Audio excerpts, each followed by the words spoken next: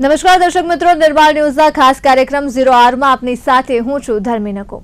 દર્શક મિત્રો, આજનો જે વિષય છે ચર્ચા કરતા મને અત્યંત દુઃખ થઈ રહ્યું છે। સામાન્ય રીતે આપણા સમાજમાં એક કહેવત છે કે ઘરડા ગાડા વાળે, એટલે કે જેના ઘરમાં વડીલ હોય, વૃદ્ધ હોય, એ પોતાની સૂઝબૂઝથી પોતાના ઘરને કોઈ પણ એવી પરિસ્થિતિ હોય, મુશ્કેલી હોય તેમાં ઉગારી લે છે, પોતાના બાળકોને, સંતાનોને। પણ કમનસીબે હવે પરિસ્થિતિ એવી આવે છે કે કોઈની ઘરમાં વૃદ્ધો જ નથી જોઈતા। પરિસ્થિતિ ગમે એટલી કપરી આવે, જાતે લડી લેશું, પણ જે વૃદ્ધો છે એ ખાસ કરીને હવે લોકો માટે એક બોજ સમાન થઈ રહ્યા છે। કેમ કે એનાથી પણ વધારે જો હું વાત કરું તો એક વાક્ય કે જે સાંભળતા મને પણ ઘણો આઘાત લાગ્યો છે, અને એ છે કે કોઈ લગ્ન સંબંધ કરવો હોય તો બંને પક્ષ સામસામે પૂછે છે કે આપના ઘરમાં ડસ્ટબિન કેટલા છે। અને ડસ્ટબિન એટલે ડસ્ટબિનનો મતલબ અહીંયા થાય છે વૃદ્ધો, વડીલો। એટલે હવે એક વડીલની સરખામણી જ્યારે આપણા સમાજમાં ડસ્ટબિન તરીકે થતી હોય તો આપણે કલ્પના પણ ન કરી શકીએ કે એ વૃદ્ધની માનસિક સ્થિતિ ઉપર શું વીતતી હશે જ્યારે એને ખબર પડતી હશે કે મારી સરખામણી આ વસ્તુ સાથે થઈ રહી છે।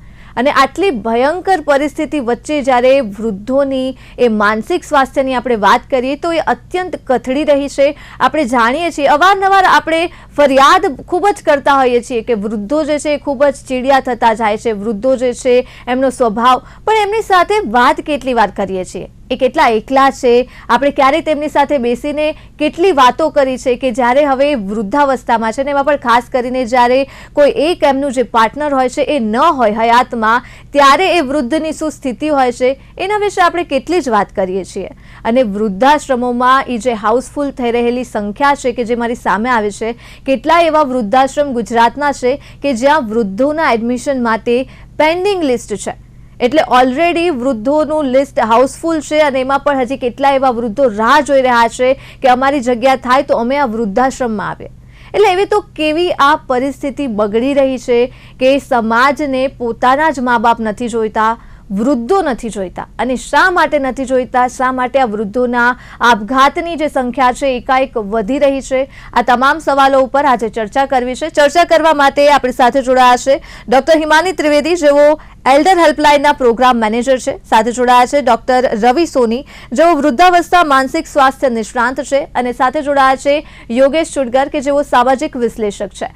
સૌપ્રથમ આ બંને ત્રણેય એક્સપર્ટનું હાર્દિક સ્વાગત છે નિર્માણ ન્યૂઝમાં।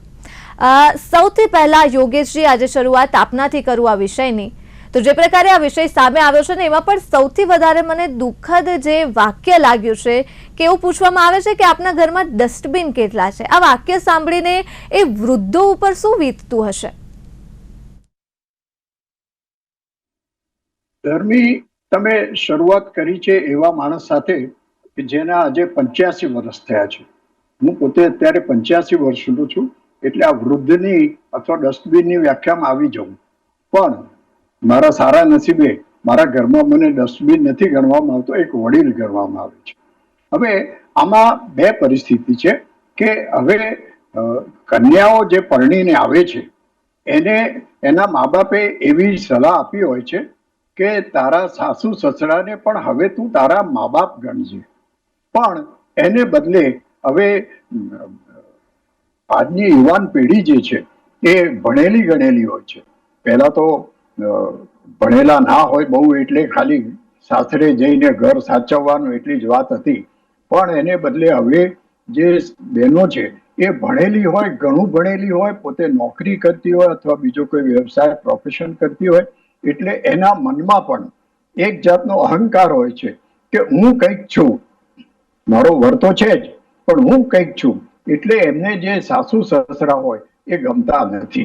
અને બીજી તકલીફ એ છે કે એક હાથે તાળી ના પડે, એમ જે લોકો વૃદ્ધ થાય છે એમને પણ એક વાત વિચારવી જોઈએ કે ભાઈ અમારો જમાનો ગયો, હવે અત્યારે નવો જમાનો આવ્યો છે।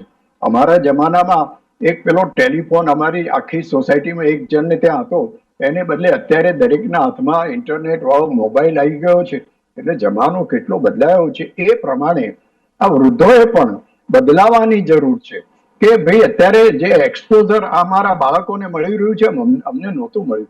હું મારી વાત કરું તો મારી ગ્રાન્ડ ડોટરને 5 5 25 ના આવડે એટલે હું એને ખખડાવતો તો તેને 4 વાર શીખવાડ્યું, તને આટલું નથી આવડતું, આજે એ મને ખખડાવે છે કે દાદા તમારા મોબાઈલમાં તમને આટલું કરી આપ્યું, 4 વાર શીખવાડ્યું, હજુ તમને નથી આવડતું.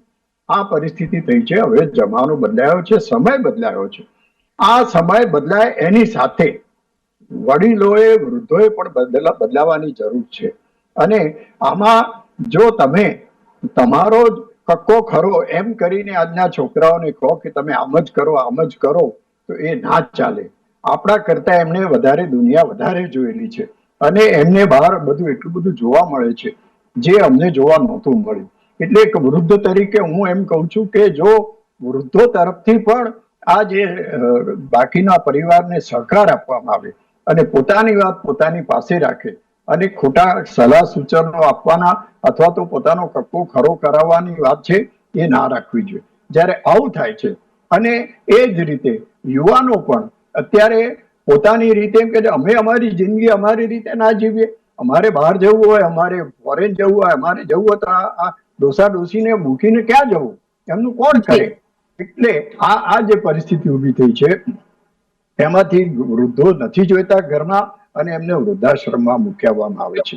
હું તો 2 વૃદ્ધાશ્રમમાં ટ્રસ્ટી છું, એટલે ત્યાં આ બધાની વાતો સાંભળું છું ત્યારે મને એમ થાય છે કે આમાં અત્યારે જે સમય બદલાઈ રહ્યો છે એ સમયને સુધારવા માટેનો ઘણો અવકાશ છે અને અત્યારે ઘણી મહેનત કરવી પડશે. તમે કીધું એમ અમારા વૃદ્ધાશ્રમમાં વેઇટિંગ લિસ્ટ છે, એ કેટલા લોકો અગાઉથી ડિપોઝિટ પણ ભરી ગયા છે, પણ અમે આટલા 70 વૃદ્ધોને સમાવી શકીએ એમ છીએ, એટલે આનાથી વધારે અમારી પાસે કેપેસિટી નથી. તો આ પરિસ્થિતિ આવી છે કેમ? તો હવે મારે બીજો એક સૂચન કરવું છે, મારા બીજા ભાગમાં હું કરીશ, પણ વૃદ્ધોએ પોતે પણ હવે પોતે સમજવાની જરૂર છે કે સમય બદલાયો છે અને જે જુવાનિયાઓ છે એમને એક જોવાની એમનો એક પોતાનો જોશ હોય છે અને સાથે પોતે ઘણી દુનિયા જોયેલી હોય છે. અત્યારે મારા જેવાને હજુ મોબાઈલ સરખો વાપરતા ના આવડતો, ત્યાં એ લોકો લેપટોપ અને અત્યારે તો એઆઈ નો જમાનો આવ્યો છે, કેટલું બધું એમની પાસે છે. ત્યારે એ અને આ વૃદ્ધો એ બેની વિચારધારા એક સરખી નહીં મળવાને કારણે ડિફરન્સીસ ઉભા થાય છે અને એમને વૃદ્ધાશ્રમમાં મૂકી આવો એ એક જ ઉપાય એમને દેખાય છે, તો જ અમે અમારી જિંદગી સારી રીતે જીવી શકીએ. બિલકુલ ડોક્ટર હિમાની, અનેક એવા કોલ્સ આવતા હોય છે આપને હેલ્પલાઇન માટે, વૃદ્ધો દ્વારા મદદ માંગવામાં આવતી હોય છે. આપના મતે વાસ્તવિક ધોરણ પર જ્યારે કોલ્સ આવે છે, કેવી પરિસ્થિતિ છે અત્યારે વૃદ્ધોની, કયા પ્રકારની મદદ છે એ વૃદ્ધો માંગી રહ્યા છે હાલ? જી દાની, સૌપ્રથમ હું હેલ્પેજ ઇન્ડિયા વતી આપની ટીમનો ખૂબ ખૂબ આભાર વ્યક્ત કરું છું કે આ ચર્ચામાં તમે અમને જોડવા માટેનો જે મોકો આપ્યો છે. અમે લોકો હેલ્પેજ ઇન્ડિયામાં એક હેલ્પલાઇન ચલાવીએ છીએ જે સિનિયર સિટીઝન માટે કાર્યરત છે, જેમાં અમને વડીલો સાથે દુર્વ્યવહાર થવાના કોલ્સ આવતા હોય છે. એ ઉપરાંત માહિતી માર્ગદર્શન માટે પણ કોલ આવતા હોય છે. હું આપને જણાવીશ કે ઘણા વડીલોને જે એ લોકોએ બાળકોના મોહમાં કે પ્રેમમાં આવીને એ લોકોના નામે સંપત્તિ કરી દે છે અને પછી બાળકો એમના ભરણ પોષણ માટે પણ કશું કરતા નથી અને પછી અમારી ટીમ એમને માર્ગદર્શન આપતી હોય છે કે કાયદાકીય રીતે એ લોકો શું મદદ લઈ શકે. પણ આ પ્રકારના પણ વડીલો સાથે દુર્વ્યવહાર થતા હોય છે. સામાન્ય રીતે આપણે એવું માનીએ કે હિંસા માત્ર શારીરિક હોય, પણ એવું નથી હોતું. હિંસાના પણ ઘણા પ્રકાર છે અને દુર્વ્યવહારની જ્યારે વાત કરીએ તો આર્થિક, માનસિક કે ભાવનાત્મક રીતે પણ વડીલોને ઘણી બધી વાર આ બધી તકલીફોનો સામનો કરવો પડે છે. હેલ્પેજ ઇન્ડિયાએ એ 2014માં એક સર્વે કર્યો હતો, જેમાં કુલ 8 રાજ્યોમાં સર્વે કર્યો હતો. તો તેમાં જાણવા મળ્યું હતું કે લગભગ 50%, જેમાં સ્ત્રી અને પુરુષોની સમાન સંખ્યા લીધી હતી, પણ 50% જેવા સ્ત્રી પુરુષો એવું અનુભવે છે કે એમને વૃદ્ધાવસ્થામાં કોઈ પણ ક્યારેક ને ક્યારેક કોઈક સમયે આવા દુર્વ્યવહારનો સામનો કરવો પડે છે. દુર્વ્યવહાર ખાલી ઘરેલું હોય છે એવું પણ નથી, કારણ કે હજુ આપણી ભારતની જે સંસ્કૃતિ છે અને જે આંતરપેઢી કૌટુંબિક જે શૈલી છે, પણ ઘણીવાર વૃદ્ધાવસ્થામાં બહારથી પણ સમાજ અને સમુદાય દ્વારા પણ તમને ઘણા બધા દુર્વ્યવહારો થતા હોય છે. સમયસર જવાબ ના મળે અથવા કોઈ પણ પ્રકારે એમનું કામ સમયસર થઈ ના શકે. કોલ્સની પર્ટિક્યુલર વાત કરું તો ભાવનાત્મક ટેકા માટે અમને ઘણા કોલ્સ આવતા હોય છે કે જેમાં વડીલો ઘણીવાર અમારી પાસે રડી પણ પડે છે, ખૂબ એકલવાયું અનુભવતા હોય છે, કેમ કે આપણે સૌ જાણીએ છીએ કે હવે આધુનિક જમાનાનું જે તકનીકીકરણ વધતું જાય છે અને શહેરીકરણના લીધે આ સ્થળાંતર થતું હોય છે, તો એના લીધે વૃદ્ધો એકલતા અનુભવતા હોય છે અને ઘણી બધી વાર એમને ભાવનાત્મક રીતે કોની સાથે વાત કરવી એ પણ એ લોકો મૂંઝવણ અનુભવતા હોય છે. તો અમારી હેલ્પલાઇનમાં તેઓ કોલ કરે છે અને અમારી ટીમ એમને શાંતિથી સાંભળતી હોય છે, એમની સાથે વાતચીત કરે છે, એમને પૂરેપૂરું ઇમોશનલ સપોર્ટ આપે છે કે જેથી કરીને એ લોકો હળવાશ અનુભવી શકે. આ ઉપરાંત અમે તેમના માનસિક સ્વાસ્થ્ય માટે પણ ઘણા પ્રોગ્રામો કરીએ છીએ. ઇવન અમે સ્કૂલમાં અમારો સેવ કરીને એક હેલ્પેજ ઇન્ડિયાનો પ્રોગ્રામ છે કે જેમાં બાળકોને શીખવાડીએ છીએ કે વડીલો સાથે કઈ રીતે વ્યવહાર કરવો. જી બિલકુલ. ડોક્ટર રવિ, આમ જોવા જઈએ તો મેન્ટલ હેલ્થ જે વર્ડ છે એ આજકાલ આવ્યો છે અને સ્પેશિયલી મેન્ટલ હેલ્થ છે એ યુવાનોએ વધારે વિકસાવ્યો છે. વધારે વાતચીત જે નોર્મલી હોય એ યુવાનો વધારે કરતા હોય, પણ જેટલી મેન્ટલ હેલ્થ યુવાનો વાત કરે છે, ક્યાંક હંમેશા એવું રહેતું હોય છે કે વૃદ્ધોની મેન્ટલ હેલ્થને લઈને આપણે સૌ કોઈમાં આવી જઈએ કે વૃદ્ધોની જ્યારે મેન્ટલ હેલ્થની વાત આવે તો આપણે તેમના સ્વભાવને આગળ ધરી દઈએ છીએ, આપણે તેમની વર્તનને આગળ ધરી દઈએ છીએ, પણ એ વર્તન અને ભાવ વાણી પાછળ એમના માનસિક સ્થિતિ કેવી છે, એમની સાથે વાતચીત કરવાની જરૂરિયાત છે, એની હંમેશા અવગણના થતી હોય છે. આપ અનેક ક્લાયન્ટ્સ સાથે વાત કરતા હો છો, આપના અનેક પેશન્ટ્સ છે, એમાંથી મારે જાણવું છે કે અત્યારે કેવી પરિસ્થિતિ છે વૃદ્ધોની મેન્ટલ હેલ્થની? વૃદ્ધોની માનસિક અવસ્થાની વાત કરીએ, જેમ દેખીએ આપણે અત્યારે બધા વૃદ્ધો લાંબુ જીવવા માંડ્યા છે. સો આજથી 50 વર્ષ પહેલાની વાત કરી કે આપણો દેશ આઝાદ થયો ત્યારે લોકો 60 વર્ષથી વધુ જીવતા નથી. આપણે લાઈફ એક્સપેક્ટન્સી 60 વર્ષ કે 50 વર્ષ હતી, પણ અત્યારે એજ વધીને 75 યર્સ સુધી થઈ ગઈ છે. લોકો 85, 90, 95 વર્ષ સુધી જીવે છે. તો એ જે વધતી ઉંમરની સાથે જે ઇન્ડિયા ઇઝ ગ્રેઇંગ, જે ગ્રેઇંગ થઈ રહ્યું છે, આપણી એલ્ડરલી પોપ્યુલેશન વધી રહી છે, એને કેવી રીતે સાચવવા એ ખબર નથી પડતી. સો હું જેટલા બી ક્લાયન્ટ્સ મારા ઓલ્ડ એજના હોય એમની જોડે વાત કરતો હોય છે, તો એમને સૌથી વધારે જે ઉણપ અનુભવાતી હોય છે ને એ છે કે ઘરમાં એક સાથ સહકાર નથી, બધા ભેગા બેસીને વાત નથી કરતા અને એની સાથે સાથે એક એકલતા એમને અનુભવાય છે. સો બે પ્રકારની એકલતા છે. એક તો અત્યારના ઇન્ડસ્ટ્રીયલ રિવોલ્યુશનમાં બાળકો સારી ઓપોર્ચ્યુનિટી માટે ઘર છોડીને બીજે એટલે ઓબ્વિયસલી જવું જ પડે. દેશમાં બીજા શહેરોમાં કાં તો વિદેશમાં જઈ રહ્યા છે, તો પોતાના મા બાપ એટલે એમના મા બાપ ઘરે એકલા છે, તો એ જે એકલવાયુપણું છે એ છે. અને બીજું અત્યારના જે ડિજિટલ રિવોલ્યુશન છે, મોબાઈલ છે, ટીવી છે, તો ઘરમાં બેઠા હોય, ઘરમાં બધા હોય છતાં બાળકો, પુત્રવધુ, એમના બાળકો, ગ્રાન્ડ ચિલ્ડ્રન બધા છે છતાં પણ બધા પોતાના કંઈક ને કંઈક સાધન સાથે સંકળાયેલા હોય છે, એટલે એકબીજા જોડે વાત કરવાનો કોઈની પાસે ટાઈમ નથી હોતો. તો સૌથી વધારે વડીલો મને એ જ કહેતા હોય છે કે અમારી જોડે વાત કરવા વાળું કોઈ નથી. ઘરમાં માણસો છે નથી એ વાત અલગ છે, પણ કોઈની પાસે સમય નથી. અને એ સમય નથી એ શાના કારણે? કેમ કે આ જે અત્યારનો સમાજ છે, સમાજ આગળ વધી રહ્યો છે, મોંઘવારી આગળ વધી રહી છે, એમના બાળકો હોય એટલે પૌત્ર વધુ કે એમના બી બાળકો, ગ્રાન્ડ ચિલ્ડ્રન છે, એને સાચવવાનો જે ખર્ચો છે, બાળકોના સ્ટડી, ફર્ધર સ્ટડી કેટલું મોંઘું થતું જાય છે. આ જમાનામાં કોઈ એક વ્યક્તિ કમાય એ પોસાય એવું નથી.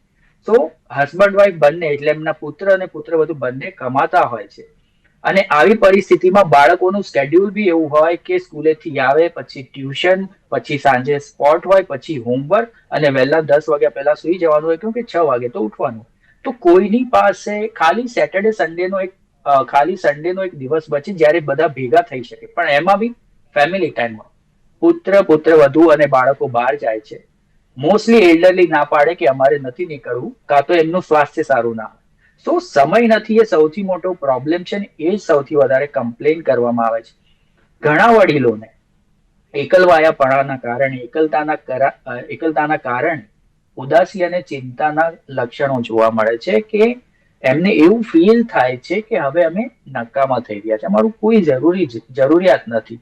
અને એમને હેલ્થ રિલેટેડ બહુ જ સિમ્ટમ્સ ડેવલપ થતા હોય કે અમને કંઈક થશે તો શું થશે, કેવી રીતે ધ્યાન રાખવામાં આવશે. અને પર્ટિક્યુલરલી એ વડીલો કે જેમના છોકરાઓ સાથે નથી રહેતા, તો એમને પોતાના સ્વાસ્થ્યની બહુ જ ચિંતા થતી હોય છે, એમને પોતાના બાળકોની બહુ જ યાદ આવતી હોય છે.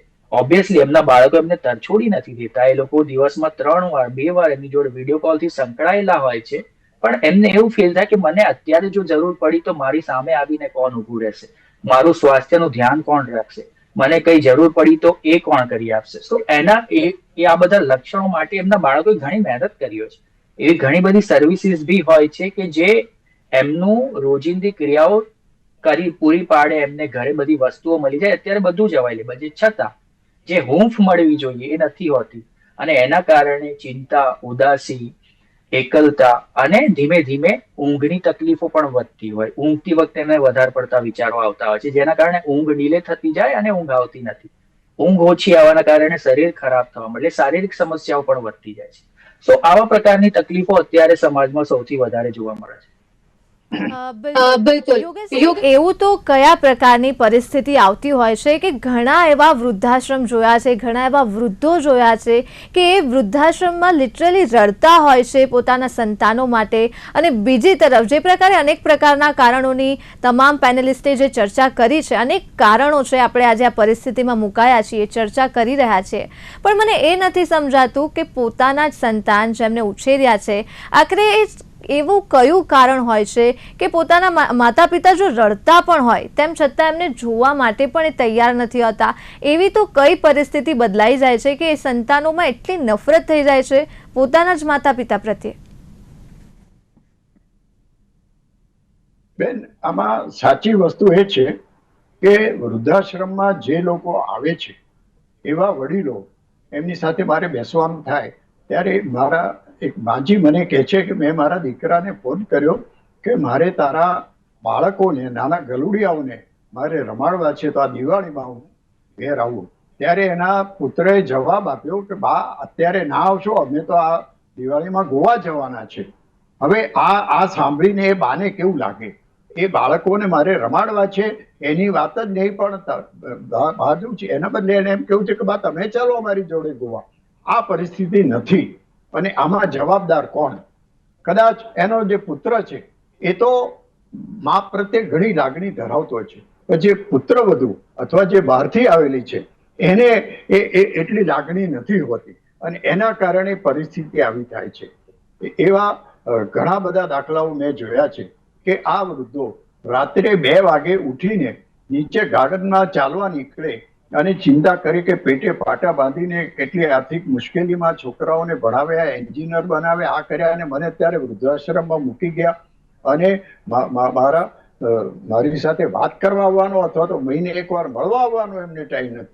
આવી રીતે ચિંતા કરતા આ વડીલો વૃદ્ધાશ્રમમાં ફરતા હોય છે. તો આ પરિસ્થિતિ ઊભી થવાનું કારણ માત્ર એટલું છે કે મા બાપે અથવા તો જે વૃદ્ધ છે એમણે એમના બાળકોને જે સંસ્કાર આપવા જોઈએ એ એવા સંસ્કાર આપવા જોઈતા હતા કે મા અને બાપની સાથેનો દીકરાનો સંબંધ એવો બંધાઈ જાય કે એના વગર ચાલે જ નહીં. અને સંયુક્ત પરિવારની સિસ્ટમ અત્યારે હવે ધીમે ધીમે આપણે ઓછી થાય છે, અને અમે 2 ને અમારા 2 વાળા સૂત્રને કારણે હવે કુટુંબો નાના થતા ગયા. ત્યારે આ વૃદ્ધોની પરિસ્થિતિ એવી થાય છે કે પછીથી બંને ડોક્ટર રવિ સોનીએ કહ્યું એ પ્રમાણે એક જણ નોકરી કરે અથવા કમાય તો ના ચાલે, બંને જણાએ કમાવું પડે. ત્યારે આ 2 જણા ઘરમાં એકલા પડી જાય. ત્યારે પેલા નાના બાળકો હોય એની સાથે રમવાનું એમને મન થાય, પણ હવે વૃદ્ધાશ્રમમાં તો એ વાત પણ ના મળે. એટલે બધા સમસુખિયા સમદુખિયા વૃદ્ધાશ્રમમાં ભેગા થાય, એકબીજાને આ બધી વાતો કરતા હોય. ત્યારે મારે હવે બીજો એક સુધારો એવું સૂચવવું છે કે જે વ્યક્તિઓ પોતાના મા બાપને વૃદ્ધાશ્રમમાં મોકલી દે એ લોકો તરફનું સમાજનું વર્તન બદલાવવું જોઈએ કે ભાઈ તમે તમારા મા બાપને રાખી નથી શક્યા. કદાચ વૃદ્ધ મા બાપનો સ્વભાવમાં ક્યાંક ખામી હોય, ક્યાંક કશું પણ હોય, તો એવું તમે નાના હતા ત્યારે તમારી ખામીઓ મા બાપે ચલાવી લીધી હતી, તમે અત્યારે એ ખામીઓ ચલાવી લો. પણ તો એવા લોકો સાથે હવે સમાજે એવું વર્તન કરવું જોઈએ કે એમની સાથેના સંબંધો કાપી નાખવા જોઈએ, અથવા તો કોઈને ત્યાં લગ્ન હોય તો જેના મા બાપને વૃદ્ધાશ્રમમાં મૂકી આવ્યા હોય એવાઓને આવકારવા ના જોઈએ, એમને આમંત્રણ જ ના આપવું જોઈએ, અથવા એવા સાથે સમાજે અથવા સોસાયટીએ સંબંધ નહીં રાખવો જોઈએ.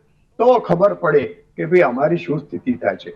મા બાપો એમને કેટલી મુશ્કેલી કરીને મોટા કર્યા હોય અને આજે એન્જિનિયર બનાવ્યા, ડોક્ટર બનાવ્યા, MBA બનાવ્યા, તો એ જે તકલીફ પડી એ તકલીફ તમે મા બાપને એનો ગુણ સમજવાને બદલે તમે એમને અવગણો અને આ રીતે મુશ્કેલીમાં મૂકો, એ ઠીક નથી. એ સમાજે હવે સમજવું પડશે.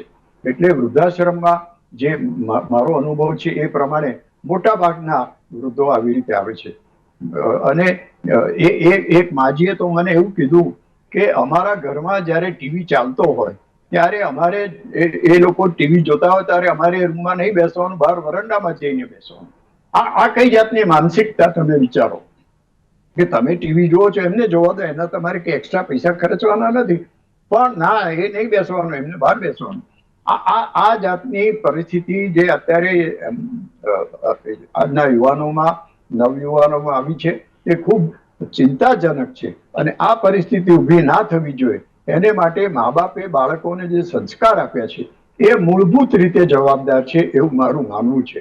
અને મેં મારી આજુબાજુ ઘણા મારા જેવા મિત્રો જોયા છે કે એમના બાળકો એમને ખૂબ સારી રીતે રાખે છે, અને એવા દાખલાઓ ઘણા બધા છે.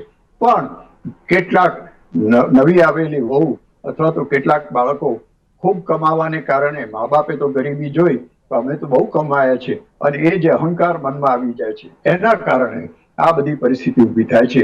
એટલે આ પરિસ્થિતિ નિવારવા માટે આજના યુવાનોએ વિચારવાની જરૂર છે. બીજું મારે એમ કહેવું છે કે તમે જ્યારે 45 વર્ષના થાવ ત્યારે એમ વિચારવું જોઈએ કે હું કાલે 60 વર્ષનો થઈ, 70 વર્ષનો થઈ, અને ડોક્ટર સોનીએ કીધું એ પ્રમાણે લોન્જિટિવિટી વધી છે, તો મારે ભવિષ્યમાં શું કરવું એનું અત્યારથી પ્લાનિંગ કરવું જોઈએ. કે ભાઈ તમે કંઈક શોખ કેળવો, રમત ગમતનો, અથવા તો વાંચવાનો, અથવા તો સમાજ સેવાનો, બીજા ઘણા બધા કામો બહાર કરી શકો એવા છો. તમારું શરીર ચાલતું હોય તો બીજે જઈને તમે ઘણી બધી મદદ કરી શકો.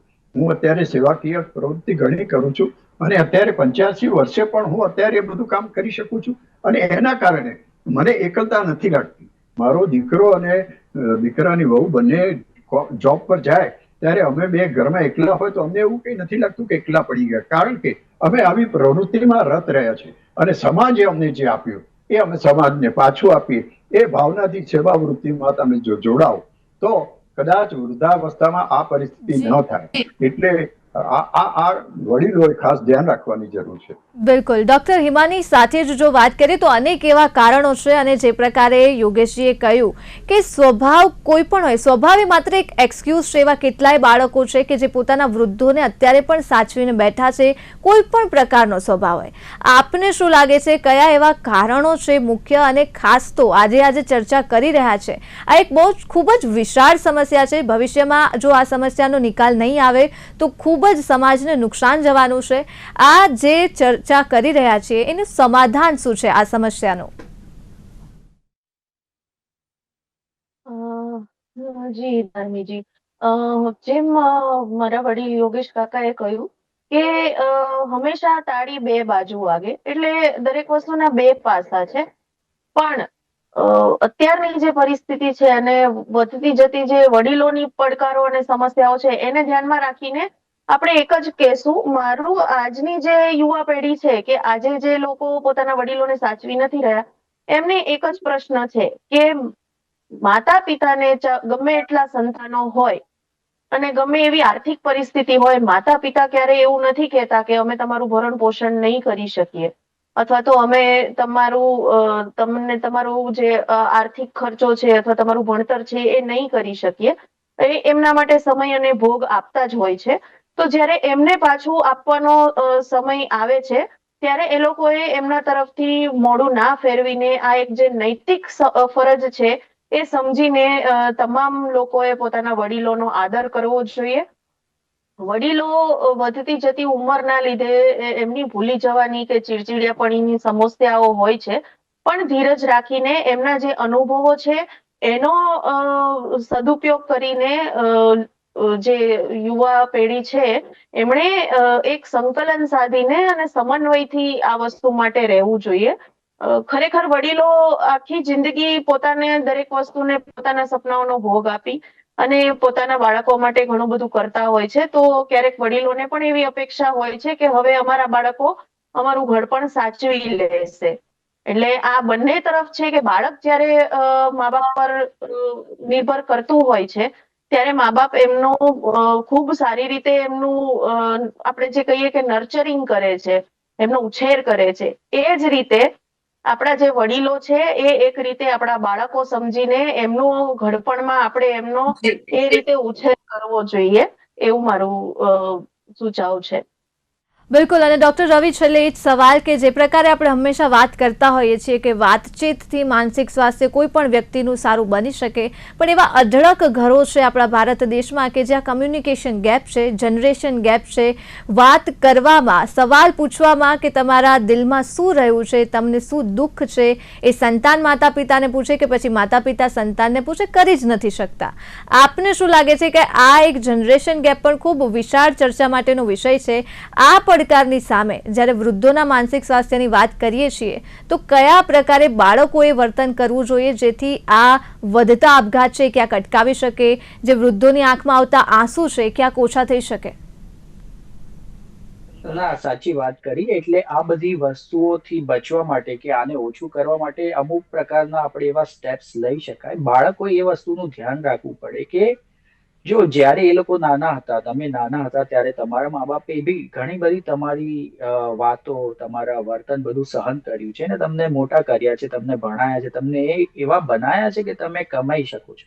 સો આ વસ્તુ દરેક વ્યક્તિએ ધ્યાનમાં રાખવાની જરૂર છે. બીજું, બાળકોએ પોતાના મા બાપ માટે અમુક વસ્તુઓ કરવી જોઈએ, જેમ કે સ્પેસિફિક ટાઈમ ડ્યુરેશન, જેમ કે દિવસનું કોઈ એક ભોજન એ તમારે એમની જોડે બેસીને જમવાનું. તો સવારનું લંચ પોસિબલ ના હોય તો ડિનર એ બધાએ ભેગા બેસીને જમવાનું. જો બધા ભેગા ના બેસી શકતા હોય પણ જે પુત્ર છે કે પુત્ર વધુ છે, બેમાંથી કોઈ પણ એ પેરેન્ટ્સની જોડે બેસીને જમે ને ત્યારે એમની જોડે વાત કરે, ત્યારે વાત થઈ શકે. એ 15 મિનિટ 20 મિનિટમાં ઘણી બધી વાત થઈ શકે. અઠવાડિયાનો એક દિવસ, રવિવાર, શનિવારની સાંજ, રવિવારની સવાર અને રવિવારની સાંજ, આ ત્રણમાંથી કોઈ એક ટાઈમ એવો હોવો જોઈએ જે ફેમિલી ટાઈમ હોય, જેમાં બધા ભેગા બેસીને કોઈ રમત રમે. એમાં ઘરનો એક પણ વ્યક્તિ ઘરની બહાર નહીં જાય, બધા સાથે બેસશે, વાતચીત કરશે, કાં તો મૂવી જોશે, કાં તો કેરમ રમશે, પત્તા રમશે, કંઈ પણ કરી શકે, રમૂજની વાતો કરી શકે. કાં તો જો મોટું ફેમિલી હોય પણ બધા અલગ રહેતા હોય તો બધા ભેગા થાય એ દિવસે અને સામૂહિક ભોજન કરી શકે. આવા પ્રકારની પ્રવૃત્તિ કરવી જોઈએ. અને જો મા બાપને હલનચલનમાં તકલીફ હોય, ચાલી ના શકતા હોય, તો રવિવારનો સવારનો ટાઈમ જે છે એ ટાઈમે મંદિરે જવું. બાળક પોતે પોતાના મા બાપને એ દિવસે ચોક્કસથી લઈ જઈ શકે, કેમ કે એ દિવસે એના ઉપર નોકરીનો કોઈ ભાર ના હોય, પોતાના બાળકોનો પણ ક્યારે પણ એવો ભાર ના હોઈ શકે. તો સવારે કાં તો સાંજે પોતાના મા બાપની જોડે મંદિર જઈ શકે. સો આ બધા એવા સમય છે કે જેમાં મા બાપ પોતાના પુત્ર જોડે સારી રીતે વાત કરી શકે, પુત્ર પોતાના મા બાપ જોડે સારી રીતે વાત કરી શકે. કઈ મન દુઃખ હોય, કઈ વસ્તુ ગમતી ના હોય તો એના વિશે પણ વાત કરી શકે. તો દરેક કુટુંબમાં આ એક સમય ફિક્સ કરવાની જરૂર છે, જેનાથી વડીલોનું માનસિક સ્વાસ્થ્ય બહુ જ સારું થાય છે. એ મેં મારા પ્રેક્ટિકલ નોલેજ પ્રમાણે કહી રહ્યું છું. બિલકુલ. ડોક્ટર રવિ, ડોક્ટર હિમાની, યોગેશજી, આપ ત્રણેય એક્સપર્ટનો આભાર અમારી સાથે જોડાવા બદલ અને ચર્ચા કરવા બદલ. ખૂબ જ સુંદર પેનલ બની હતી આજની. ફરી એક વખત આપનો ખૂબ ખૂબ આભાર. તો દર્શક મિત્રો, આશા રાખીએ કે વૃદ્ધાશ્રમમાં રહેલા એ વૃદ્ધોની આંખોમાં જે આશા છે કે અમારા સંતાનો એક દિવસ અમારી સાથે વાતચીત કરશે, ફરી એક વખત અમે ઘર વાપસી કરશું, અને એ જ જે હેત અને વહાલની જે આશા એ આંખો જોઈ રહી છે, ક્યાંક એ જે સંતાનો છે એ પણ પાછા ફરે અને વૃદ્ધાશ્રમમાંથી પોતાના માતા પિતાને લઈ અને ઘરે પાછા ફરે. આશા સાથે હાલ મને આપશો રજા. નમસ્કાર.